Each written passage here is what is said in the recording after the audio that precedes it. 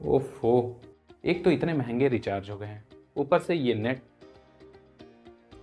क्या कभी इसका कोई सोल्यूशन आएगा? तो जी हाँ, अब वो सोल्यूशन आ चुका है। आज जो हम आपको बताने जा रहे हैं इस वीडियो में, वो आप सुनकर दंग रह जाएंगे। एयरटेल, जियो और वोडाफोन, इनकी मनमानियां इतनी ज़्यादा बढ़ गई थी कि फाइनली सरकार ने इन लोगों की बात को सुन लिया और ट्राई ने अपने नए संशोधन के जरिए ये स्पष्ट कर दिया है कि आप किसी को भी मजबूर नहीं कर सकते। और इससे एयरटेल और जियो वालों, वोडाफोन वालों को बहुत बड़ा झटका लगा। दोस्तों, ट्राई ने 120 करोड़ यूजर्स को नए साल का तोहफा दे दिया है।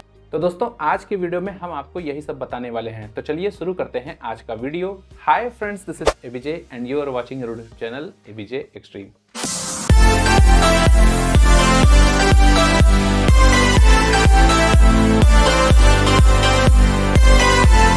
दोस्तों, आपने देखा होगा कि पहले डाटा और वॉइस के लिए अलग अलग प्लान हुआ करते थे। जैसे डाटा के लिए अलग प्लान और वॉइस के लिए अलग प्लान।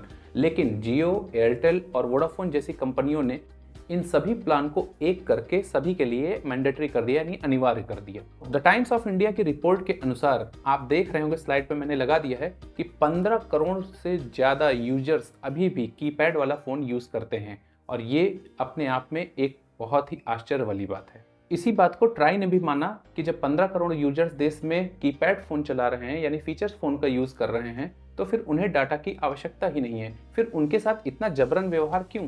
दोस्तों, आपको यह सोचकर हैरानी होगी कि पाकिस्तान, बांग्लादेश और अमेरिका में ये वॉइस वाला प्लान मिलता है, तो फिर हमारे देश में ऐसा क्यों नहीं? तो इस पे टेलीकॉम कंपनियों ने भी अपनी राय रखी है। उनका कहना है कि डिजिटल इंडिया के लिए हमें अपना ARPU बढ़ाना होगा। ARPU का मतलब होता है एवरेज रेवेन्यू पर यूजर, और उसी को बढ़ाने के लिए ये ऐसा कदम उन्होंने उठाया था। दोस्तों, उन्होंने यह भी कहा कि डिजिटल इंडिया के तहत करोड़ों यूजर्स को हम 2G से 4G में कन्वर्ट करना चाहते हैं। देश में अगर इस नियम को किसी ने सपोर्ट किया तो वो है BSNL।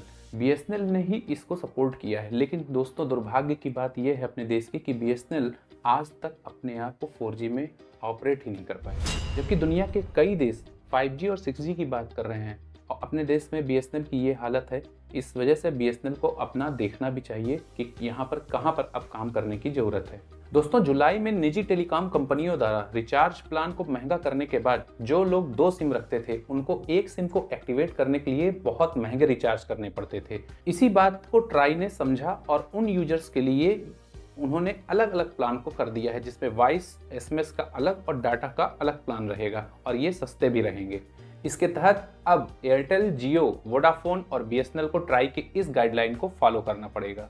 दोस्तों, इस गाइडलाइन को जनवरी के दूसरे सप्ताह से लागू कर दिया जाएगा। अब बात करेंगे ये फायदा किन्हें होने वाला है। तो भारत की आबादी के एक बड़े हिस्से को ये फायदा मिलने की उम्मीद है, क्योंकि 150 मिलियन, लगभग 15 करोड़ लोग जो भी यूजर्स हैं, वो बुजुर्ग व्यक्ति हो सकते हैं, ग्रामीण हो सकते हैं, उनको ये फायदा सीधा होने वाला है। अब उनको केवल उतने ही पैसे देने पड़ेंगे जितना कि वो रिचार्ज करते हैं, जिसमें अगर उनको बात करना है यानी वॉइस करना है तो उसका अलग रिचार्ज होगा। अगर उन्हें डेटा का यूज़ करना है यानी नेट का यूज़ करना है तो उनका अलग रिचार्ज होगा। दोस्तों, कई ऐसे लोग जो सीनियर सिटीजन, जो वरिष्ठ नागरिक हैं और जिनके घर में ब्रॉडबैंड लगा है, उन्हें तो इंटरनेट की आवश्यकता भी नहीं होती। तो ट्राई ने अपना सुझाव दिया कि ऐसे लोगों को जब इंटरनेट की आवश्यकता ही नहीं तो फिर रिचार्ज क्यों करना पड़े।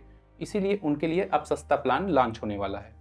इसमें सस्ता प्लान ही नहीं, जो उसकी वैलिडिटी है टेरिफ बाउचर की, वो भी 90 दिन से बढ़ाकर अब 365 दिन की जाएगी। इस नियम से जहां टेलीकॉम कंपनियों को काफ़ी नुकसान करना पड़ेगा, ऐसा उन्होंने दावा किया है, वहीं हम लोगों के लिए ये बहुत ही फायदेमंद होने जा रहा है। अगर सच बात कहूँ तो मैं पर्सनली ये जो महंगे रिचार्ज हैं इससे बहुत परेशान था, क्योंकि मैं अपने मोबाइल में खुद 2 सिम रखा हुआ और दोनों में अलग अलग रिचार्ज कराने पड़ते थे।